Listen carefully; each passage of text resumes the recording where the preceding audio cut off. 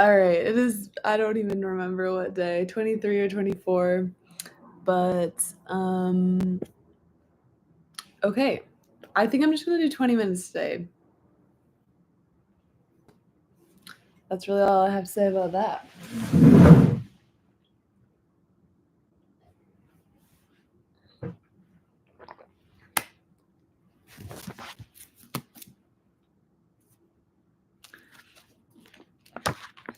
Okay. I don't remember what was happening last time. He's seizing land from the Long Island homeowners. Page 186. The skirmishers made contact first on the Taylor estate. The attorneys for Havemeyer, Hollister, and Macy's Parachugu Corporation informed their clients that the powers given to the Long Island State Park Commission by the act Moses had drawn were broad, but that, broad as they were, Moses had overstepped them. He may have written the law, they said, but he had also broken it. Section 59 of the Conservation Law gave the Commission the power to appropriate land, the attorney said, but Section 59 also said that the power could be used only after negotiations with property owners had failed and no price could be agreed upon. Moses had never negotiated. He had never bothered to mention a price to any representative of Paukagu, which is related to Macy's, apparently. He had never even spoken to any representative after Paukagu had purchased the Taylor estate. Moreover, the state constitution forbade any state agency to buy, condemn, or appropriate land unless it had enough money on hand to pay for it. Moses had appropriated the Taylor estate on December 4, 1924. The referendum had been passed, but under its provisions, the $15 million was not available to acquire land until each specific acquisition had been approved by the legislature. And this legislature had, of course, given no such approvals. The legislature hadn't even met since the referendum. Even if Moses contended that the $225,000 allocated to the Long Island Commission by the 1924 legislature could be used for land acquisition, a contention of extremely doubtful legality, the Taylor estate was worth more than $225,000. Moses himself had admitted that by offering $250,000 for it, and Moses didn't even have the $225K anymore. Out of that sum, before the appropriation, he owed the owners of the land he had appropriated at Montauk and Lloyd Neck. The Taylor estate appropriation, the attorney said, was clearly illegal. They could surely demonstrate this to Governor Smith, they said, and before an appropriation could take effect, Smith had to sign the appropriation form. The timber pointers did not lack for means to bring their contentions to the governor's attention.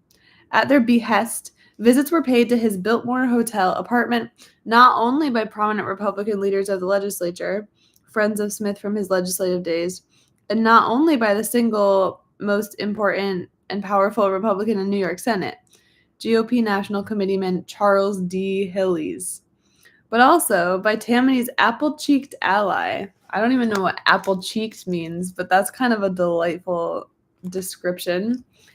Tammany's apple-cheeked ally, Democratic boss, John McCooey of Brooklyn.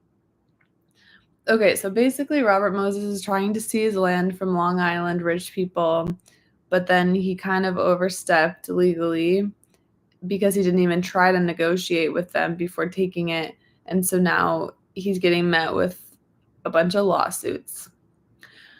One night, as the governor relaxed at the Biltmore, there appeared before him, ushered in by a pair of Smith's dearest Tammany friends, W. Kingsland Macy himself. W. Kingsland Macy appears, who's a rich person, presumably the founder of Macy's. And Macy offered Smith, in this personal appeal, a list of an even dozen other Suffolk County estates closer to the city, beautiful in their own right, a dozen estates whose owners wanted to sell. And he said if the commission insisted on having an estate in East Islip Why couldn't it buy Willie Vanderbilt's idle hour, presumably the name of his estate? It was as large as the Taylor estate, as heavily wooded. It had almost as much shorefront and the bay, and Vanderbilt's heirs were trying to sell it for $150K, $100,000 less than the price offered for the Taylor estate, which he said was actually worth more than the price offered. Kind of makes sense. It was obvious to his advisors that Smith was uncertain. The efficacy of parks as an issue had been proven again in his 1924 re-election campaign. Running against popular young Colonel Theodore Roosevelt Jr., he had turned his campaign tours into appeals for passage of the park referendum. Although Republican presidential candidate Calvin Coolidge had carried New York State and the Democrats had lost control of the legislature, Smith had run nearly 1 million votes ahead of his ticket and won re-election. Interesting. And noting that the referendum had carried by nearly 1 million votes, he felt that no small part of his victory was due to his identification with parks. Nonetheless, the question of the legality of Moses' appropriation still bothered him. The appropriation form to which Moses was asking him to affix his signature began with the words, "I, Alfred E. Smith, Governor of the State of New York, being satisfied that there is available a sum representing fair compensation for the land to be entered and appropriated, do hereby approve." That was how the form started. How could he possibly be so satisfied? His advisors, listening to the governor thinking out loud on the subject, believed he would probably not sign. After the election, the governor scheduled a closed hearing on the appropriation. Havemeyer, Hollister, and Macy were confident when they arrived at the Biltmore with their attorneys. Moses, arriving with McNulty and 2 other commission attorneys, was not. But the outcome of the hearing was not to hinge on legalities. Smith, anxious to learn for himself the basics of both sides' positions, conducted it informally, bantering, telling jokes, encouraging the principals as well as their attorneys to talk. And the Sultan of Sugar talked. Explaining why he didn't want a park in East Islip, Horace Havemeyer said he feared the town would be overrun with rabble from the city. In later years, Smith's biographers, describing the hearing, pictured the governor as laughing at the remark and saying with a grin, "Rabble? Why, that's me." The words Smith actually used were similar, but there was no grin. When Havemeyer used the word rabble, Smith looked up at him. The blue eyes were steel. The laughter in the room died away. "Rabble? That's me you're talking about." He reached out a hand and seized the appropriation form. Trying desperately to turn his remark into a joke, Havemeyer said quickly, "Why, where's a poor millionaire to go nowadays if he wants to be alone?" "Try the Harlem River Hospital," Smith said. The Harlem River Hospital was an insane asylum. As Havemeyer flushed, the governor signed the form. Okay, that was a fun little moment.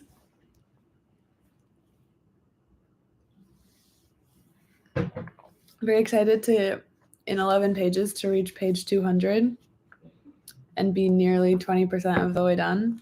That's going to feel really good.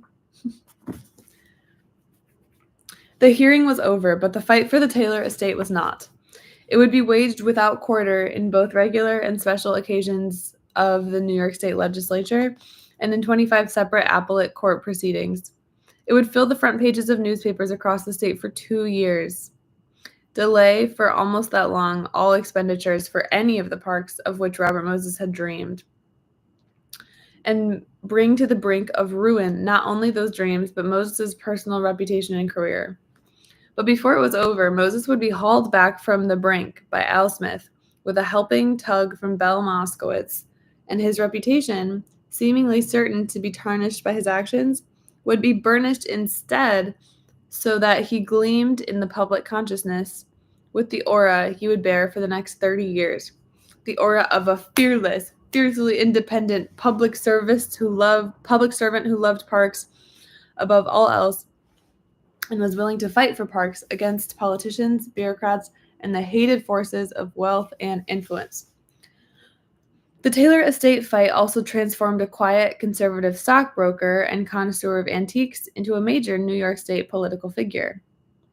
The stockbroker was W. Kingsland Macy, a tall, slender, former Harvard Crimson editor, 1 year older than Moses, who invariably wore starched high round collars and dark blue suits with vest, and often pince-nez. Not wealthy, but well off, Macy seemed, with his seat on the exchange, his modest but well-tended East Islip estate, and his love of antiques and old houses, the very model of the country gentleman, except that, unlike brother-in-law Havemeyer and other wow, they're all like connected. His brother-in-law is another guy with an estate. Also, hello. I'm gonna pause and close the window because it's so. I'll show you. It's just like cracked, but it's cold enough that it's making me cold.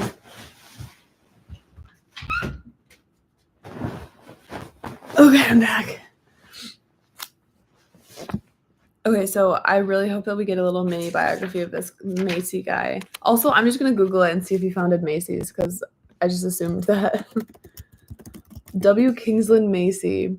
Let's see. American politician from New York. His Wikipedia biography gets only 187 page views per month, which is like exceedingly low. That's the number of page views that like obscure moths that aren't even photographs get. Let's see. Yeah, I don't think he founded Macy's. That's fine.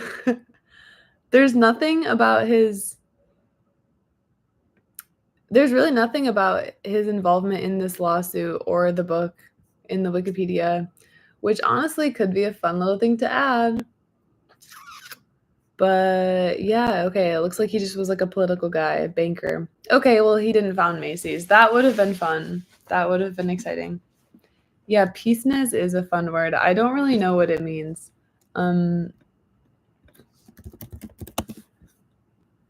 Oh, it's those glasses, the glasses that you hold up. I didn't even know that there was a name for that. I'm very curious. Okay, now I'm curious how many Wikipedia page views the article on pince-nez has. Okay, 9,000 a month. That's like, I'm trying to think of something that would be comparable. That's like how many page views articles about like actors who only are in one movie that was like 30 years ago. That's how many page views they get. Or like let's say that there's an article about Brooklyn, like that gets like hundreds of thousands, but then if there's an article that's just like timeline of the history of Brooklyn, it would get like 9,000. That honestly, I feel like this could be like a really fun XKCD style cartoon. I am like really I got this somebody from the Wikimedia Foundation actually, I think, made a thing in settings of Wikipedia, and so you can see at the top of the page how many page views, who created the page, a bunch of other stats, how many editors it's had since it was created, the day it was created, but it's all like it's just like a bunch of digits basically in a row. So you just have to like know what you're looking at to get it. But oh my gosh, it makes my Wikipedia experience so much better because every single time I look at any article, I see how many page views it gets and I see who made the article. And once you like hang around Wikipedia long enough, you start to know and recognize the people that make a lot of articles. And so it's kind of fun. It's like you're seeing your friends. But yeah, I do think it would be really fun to predict how many page views certain things get. Okay, anyway, I'm just blabbing.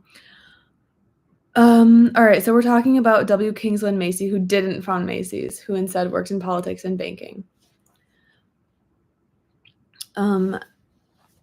He was, as one observer of his career was to write, all the while he had a vague idea that he would like to enter politics, but he did not know how to go about it. And since he was an unsmiling man with thin, tight-pressed lips of the ascetic, very reserved even with his friends, it seemed unlikely that he would find out. But as the observer was to write, no man living excels Macy in the capacity for appreciating an outrage that has been perpetrated against his rights. He cherished and cultivated his wrongs as other men worship old masters. and now Macy felt that Moses had wronged him.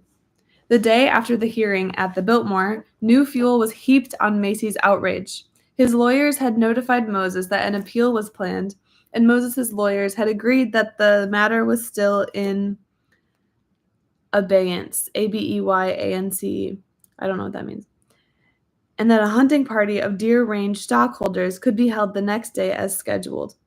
But when the hunters' limousines pulled up to the property, barring their way were men in uniform carrying revolvers, state troopers who refused to allow them even to remove the hunting clothes that they had previously left there, and that had certainly not been included in any appropriation. Whoa, this is kind of crazy. So people that were hunters on Long Island weren't even able to access their hunting gear, is what I'm hearing. But they're millionaire hunters. The astounded millionaires saw other men in uniform, conservation department workers, they were told, rounding up the pheasants and mallards, also unappropriated, that they had raised and that they still owned, and putting them in trucks to be hauled away. Within days, Macy was receiving reports that crews of state workmen had begun cutting down trees and tearing down buildings on the property. Havemeyer and Hollister were businessmen. Smith's action had cost them the opportunity for a large profit, but at least they could, through the Court of Claims, get their money back with interest. They saw no point in throwing good money after bad by fighting the state. But Macy no longer viewed the situation strictly in business terms.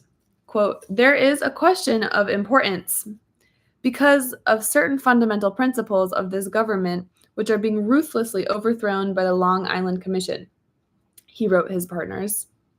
Mr. Macy wrote. Moses never even tried to negotiate with us. He decided to seize first and negotiate afterwards. There was no condemnation, no proceedings, no notice to us. They threw a cordon of state troopers around the property, and now they say, your remedy is to go to the Court of Claims for compensation. Unquote. If Moses could do this to us, Macy said, he could do it to anyone. Quote, no one's home is safe. The principles, he said, were too important to be surrendered without a fight. He tried to persuade Havemeyer and Hollister to invest in a legal fight to oust the commission from the property. Hollister refused. Havemeyer agreed to pay half of all legal expenses up to $25,000, but said he would not spend a cent beyond that.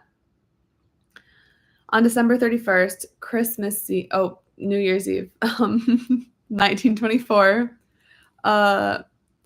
Paucagogue, it's such a hard word to say, Pauchogue, Paucagogue, I'm just going to say Paucagogue, and that's the company that's owned by the Macy guy. He didn't found Macy's, he founded Paucagogue, which is a financial company. So his lawyers began the fight by asking Suffolk County Court to enjoin the Long Island State Park Commission from altering the property until a trial could be held to determine if the appropriation was legal.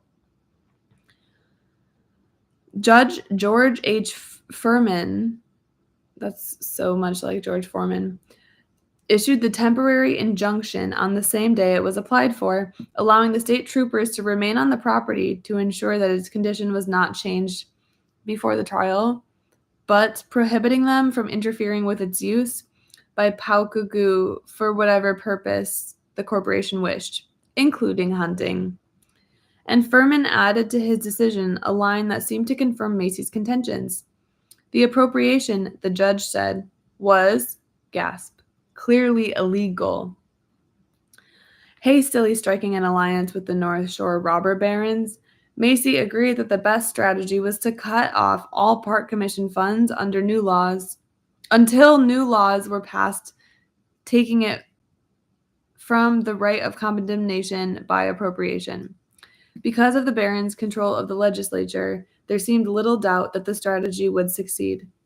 But Macy was handicapped by principles. That's a good sentence. When a reporter from the New York Herald Tribune asked him to show around the Taylor estates that he could see if it was really inaccessible and unsuitable for a park, Macy disdained to seize this opportunity to sway the press. No, he told the reporter, he did not want to influence his thinking. He was sure the truth would be obvious. He would not accompany him.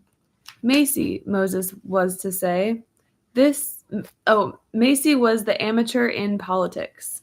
That's what Moses said. Once Moses had been the amateur, but he wasn't any longer. And he knew how to take advantage of someone who was, as became apparent on January 8, 1925, on the front page of the New York Times. Okay, this is fun, and this is all caps right now because it's the headline. A few rich golfers accused of blocking plans for State Park. R.B. Moses of Long Island Commission tells of fight for site on South Shore. Influence used, he says. That was the headline. The story began. Robert... Wait, this is so funny. It's Robert B., but then they did I don't actually know how to pronounce this, but like where you write SIC because the mistake is theirs, not yours. That's so funny that they got Robert Moses' middle initial wrong. Anyway, Robert Moses, president of the Long Island State Park Commission, charged yesterday that a little group of wealthy men was obstructing the commission's plans to create a state park on the South Shore, 5 miles east of Islip, and that legal action had been taken by them only when every avenue of social and political influence had failed. The next 2 paragraphs were a restatement of that theme. The wealthy men were allowed 1 paragraph, the 4th, for rebuttal. They were not heard from again until paragraph 26, by which point the Times readers had spread before them, almost verbatim, Moses' press release. A press release written by a man who had once been the master of scrupulous, reliable research, but who had become a master propagandist, one who did not let the facts stand in the way of his aims. Moses' release harped on the fact that his opponents were wealthy residents, rich people, possessed of every sort of political and social influence. Hello. Nowhere did his release mention the fact that a judge had found his action illegal. And nowhere in the story, which ran for 34 paragraphs, did the Times see fit to mention that piece of information. Unable to avoid mentioning the injunction, Moses said it had been granted by a local judge, a phrase with implications. We will fight it, he said. Upon its outcome depends whether the public or a small group of rich people can have a playground there. I'm going to read one more paragraph, I think. Any reader who arrived at paragraph 26 would begin to notice that there were some other sides to the story. Contrary to Moses' statement, Macy said that at that well-buried point,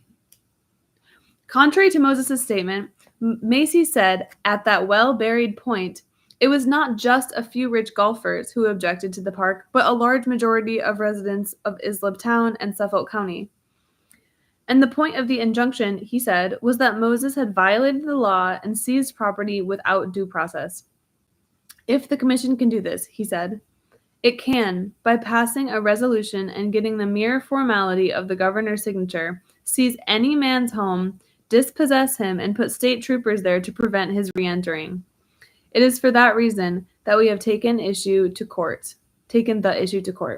But when the Times finally gave Macy a chance to talk, Macy talked too much. Not trying to dodge the influence issue, he sought to defend it. We did use influence, he said, but we could not go around and see every citizen in the state about the matter.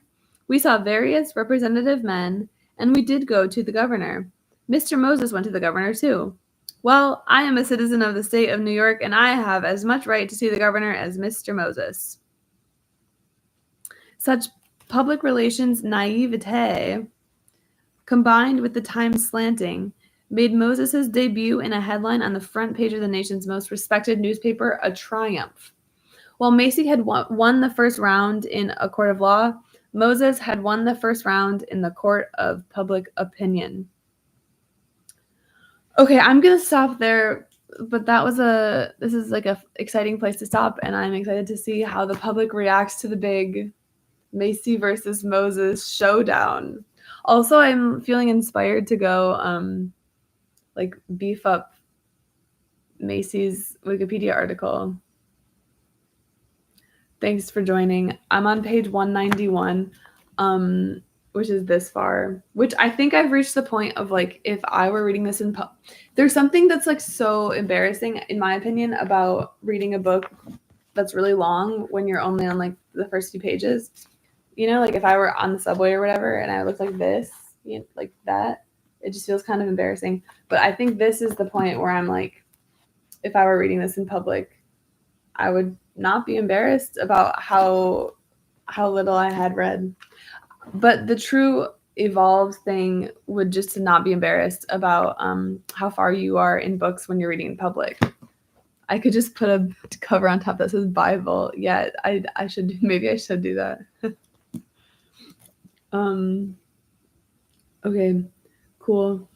Goodbye. I hope you have a great rest of your Thursday. I'm going to, because I just moved apartments, as I've mentioned a few times, and I have a couch delivery happening today, sometime between noon and 5 p.m. I'm on Exodus right now. I'm really excited about it. It's used, but it's like barely used, which I'm very excited about. It's just like a kind of plain looking like leather couch, but it's exactly what I wanted. Okay, goodbye.